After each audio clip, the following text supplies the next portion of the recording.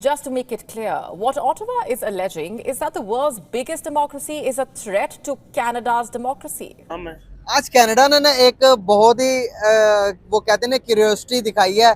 मतलब कि दिखाया कि एक वो होता है ना कि टेंशन, इंडिया से इतनी बड़ी टेंशन दिखाई है। उनके हाई कमीशन ने ये बयान दिया है कि भाई हमें जो खतरा है आने वाले टाइम के अंदर वो इंडिया से है, क्योंकि इंडिया की इकोनॉमी जिस तरह से बूस्ट अप कर रही है, आने वाले टाइम के अंदर जितने भी सारे के सारे मफाद है वो इंडिया की तरफ मुड़ते हुए हमें नजर आ रहे हैं। हमें खतरा नजर आ रहा है अपनी इकोनॉमी के लिए। Justin Trudeau's government has put out a new report which accuses New Delhi of being the second biggest foreign threat to Canada's democracy. America कुछ कहे या कोई भी कुछ कहे, जैसे हम ये रशिया की एग्जांपल ले लेते हैं कि उन्होंने रशिया से सस्ता ऑयल लिया, जबकि हमारे जो वजीर आजम थे इमरान खान साहब, जब उन्होंने किया या उन्होंने विश की तो वी हैव सीन कि जी हमें कैसे सिस्टम ने उन्हें उठाकर बाहर फेंक दिया।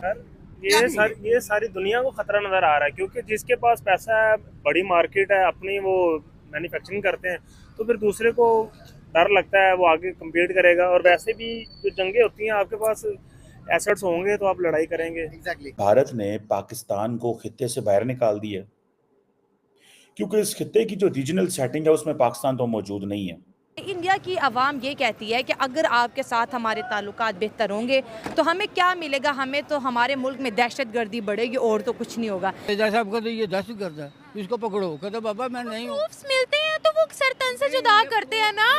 शक की बुनियाद पर, मैंने कहा शक की बुनियाद पर हजारों आदमी मारे जाते हैं। कि पाकिस्तान इस चीज को महसूस कर रहा है कि इंडिया क्योंकि इस खित्ते को डोमिनेट कर रहा है, हम किधर जाएं। की बात करें, मुंबई अटैक्स की बात करें, पुलवामा की बात करें, बहुत सी चीज़ें जो नहीं होनी चाहिए थी हो गई। अब ये जो चीज़ें ना अवाम इससे बहुत ज़्यादा खौफ खाती है। हम भी तकरीबन 20-40 साल से अफगानिस्तान के बर्दाश्त कर काल भी तो रहे हैं।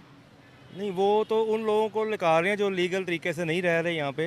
यानी हमारा भी यही क्लेम है ना कि वो इल्लीगल तरीके से रह रहे हैं और यहाँ पर दहशतगर्दी कर रहे हैं। कि पाकिस्तान कश्मीर की बात नहीं कर सकता, कि कर सकता है, कभी भी नहीं कर सकता। क्या बांग्लादेश बोलेगा कश्मीर पे? क्या इजिप्ट, जिसने प्राइम मिनिस्टर नरेंद्र मोदी को पिछले साल जून में सही हाईएस्ट अवार्ड दिया और जिस पैमाने पे इंडियन इजिप्ट में मौजूद हैं, वो बोलेंगे? क्या इंडोनेशिया बोलेगा? चीज़ हमने ये ऑरेंज लाइन मेट्रो ये भी गिरवी रखी हुई है, मोटरवे, एयरपोर्ट, हर चीज़ गिरवी। तो जंगें जो सी होती हैं वो दूसरे मुल्क को इसलिए खतरा होता है कि असल में वो टेक्नोलॉजी में भी आगे चलेंगे, ऊपर से वो चांद पे चले गए हैं। अब दुनिया पैसा लेके उनके वो दरवाजे पे खड़े हैं। आज कनाडा ने ना एक बहुत ही वो कहते हैं ना क्यूरियोसिटी दिखाई है। मतलब कि दिखाया कि एक वो होता है ना कि टेंशन, इंडिया से इतनी बड़ी टेंशन दिखाई है। उनके हाई कमीशन ने ये बयान दिया है कि भाई हमें जो खतरा है आने वाले टाइम के अंदर वो इंडिया से है, क्योंकि इंडिया की इकोनॉमी जिस तरह से बूस्ट अप कर रही है, आने वाले टाइम के अंदर जितने भी सारे के सारे मफाद है वो इंडिया की तरफ मुड़ते हुए हमें नजर आ रहे हैं। हमें खतरा नजर आ रहा है अपनी इकोनॉमी के लिए। ये सारी दुनिया को खतरा नजर आ रहा है, क्योंकि जिसके पास पैसा है, बड़ी मार्केट है, अपनी वो मैन्युफैक्चरिंग करते हैं, तो फिर दूसरे को डर लगता है वो आगे कम्पीट करेगा। और वैसे भी जो जंगें होती हैं, आपके पास एसेट्स होंगे तो आप लड़ाई करेंगे। एग्जैक्टली। ठीक है, लाइबिलिटीज पे आप लड़ ही नहीं सकते, और पाकिस्तान लाइबिलिटीज में है, एसेट है नहीं हमारे पास। हर चीज़ हमने ये ऑरेंज लाइन मेट्रो ये भी गिरवी रखी हुई है, मोटरवे, एयरपोर्ट, हर चीज़ गिरवी। तो जंगें जो सी होती हैं वो दूसरे मुल्क को इसलिए खतरा होता है कि असल में वो टेक्नोलॉजी में भी आगे चलेंगे, ऊपर से वो चांद पे चले गए हैं। अब दुनिया पैसा लेके उनके वो दरवाजे पे खड़ी है इन्वेस्टमेंट के लिए, और यहाँ पे कोई इन्वेस्टमेंट करता नहीं। वहाँ पे उनको लोगों को पता है कि यहाँ पे लॉ कोई नहीं है। यहाँ पे कोई इन्वेस्टर आता है तो उसको कल को अगर वो कहता है ये मेरे साथ क्या हुआ, तो उसको इसकी सुनवाई नहीं है। और इंडिया में सुनवाई है, वो अपने जो है लेके आता है, बिजनेसमैन पैसा लगाता है, उसको वो पूरा प्रोडक्ट तहफ़्फ़ुज़ देते हैं। और यही वजह है कि वो तरक्की कर रहे हैं, और आने वाले दिनों में वो मजीद तरक्की करेंगे, वो सुपर पावर बन जाएंगे। जैसे वो तरक्की कर रहे हैं, 5वें नंबर पे चले गए हैं। उनकी एयरलाइंस देख लें, उनके रोड, अभी मैं पिछले दिनों में देख रहा था कि उनके रोड ही इतने इतने बड़े उन्होंने बनाए हैं।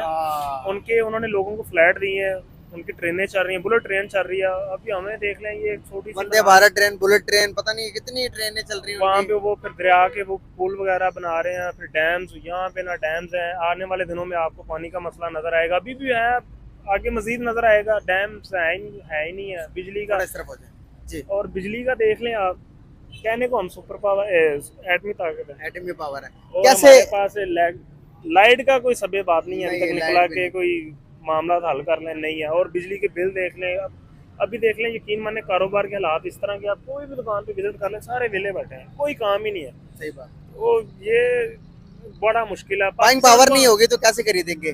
जाहिर सी बात है। और दूसरी बात ये कि पाकिस्तान को आने वाले दिनों में बड़े मुश्किलात, बहुत ज़्यादा मुश्किलात है, चैलेंजेस है, ये मुश्किल हो जाएगा इनके लिए फेस करना।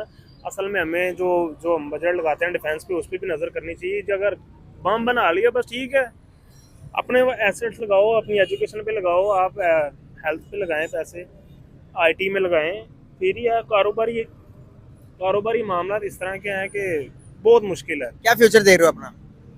मेरा यकीन माने, मेरा ना प्रेस है, 2 मैंने मशीनें लगाई हैं और मैं सोच रहा हूँ कि मैं बेच के बाहर चला जाऊँ। किधर जाने का प्लान है? मैं सोच रहा हूँ, भारत ने पाकिस्तान को खित्ते से बाहर निकाल दिया, क्योंकि इस खित्ते की जो रीजनल सेटिंग है उसमें पाकिस्तान तो मौजूद नहीं है। और पाकिस्तान बार बार जो मुस्लिम दुनिया के साथ इंगेज कर रहा है, उससे कुछ मिल भी रहा है या नहीं मिल रहा। एक रीजनल सेटिंग है, उसे कहते हैं D8, organisation of economic cooperation, developing 8 के नाम से। Bangladesh, Egypt, Indonesia, Iran, Malaysia, Nigeria, Pakistan and Turkey इसमें है।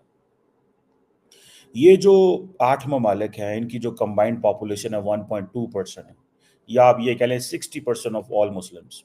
अब यहाँ आप ये कह लें 13% ऑफ द वर्ल्ड पॉपुलेशन। ठीक है जी, 5% दुनिया का जितना एरिया है ना, वो ये 8 मुल्कों के पास है। अब क्वेश्चन ये है कि ये जो 8 मुल्क हैं, ये कर क्या रहे हैं? अभी मैं जस्ट अगर आपको बताऊं कि पाकिस्तान के जो फॉरेन मिनिस्टर साहब हैं, इसहाक डार साहब, वो इस वक्त टर्की हैं।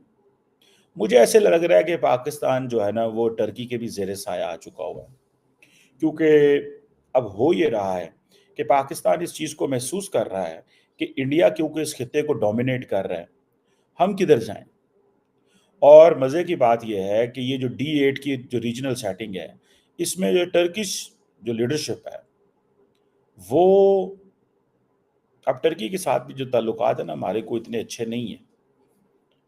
एक टर्की की और पाकिस्तान की एक कॉम्प्रिहेंसिव स्ट्रेटेजिक पार्टनरशिप भी मौजूद है, जिसमें कभी कभी हमारे मुल्कों की लीडरशिप मिलती है। उसमें ये होता है कि टर्की सदर पाकिस्तान आते हैं या पाकिस्तानी यहाँ से जाते हैं तो बड़े पैमाने पे मिनिस्टर जाते हैं। टर्की बड़े देर से वो इजलास ही नहीं होने दे रहा। पहले सुना उन्होंने आना था, लेकिन उस वक्त केयर टेकर गवर्नमेंट थी, या उससे पहले वो दूसरी थोड़ी देर के लिए गवर्नमेंट थी, तो वो टर्किश प्रेसिडेंट ने उसको लिफ्ट नहीं कराई। अभी जो है, अब ये जो एक D8 एक्स्ट्रा ऑर्डिनरी मीटिंग हो रही है काउंसिल और फॉरेन रिलेशंस के लिए, और मीटिंग किस लिए हो रही है जी? गजा के ऊपर जेनोसाइड हो रहा है। ये एक्स्ट्रा ऑर्डिनरी मीटिंग है, ह्यूमैनिटेरियन रिलीफ दिया जाए फ़लस्तीनियों को।